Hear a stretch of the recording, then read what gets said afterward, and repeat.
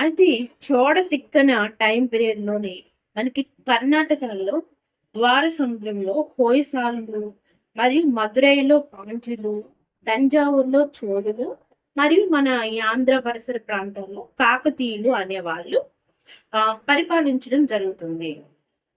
అయితే ఈ తంజావూరులో ఉన్నటువంటి పాండ్యుల యొక్క చివరి దశ ఇది. అంటే పాండ్యులు, చోళులకి మధ్య ఎప్పుడు ఘర్షణలనేవి జరుగుతూ ఉండేవి. ఈ టైంలో ఈ చోళులు అనేవాళ్ళు ఓడిపోయి చివరి దశలో ఓడిపోయే దశలో ఉండే టైం అన్నమాట.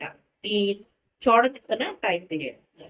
అయితే ఈ మూడవ రాజేంద్ర చోళ ఈ తంజావూరులో మూడవ రాజేంద్ర చోళ అనే రాజు పరిపాలించడం జరిగింది. అయితే ఇక్కడ ఈ చోడ తిక్కన సాయం అడిగాడు. ఎవరిని? ఈ మూడవ రాజేంద్ర చోళుని ఈ చోడ తిక్కన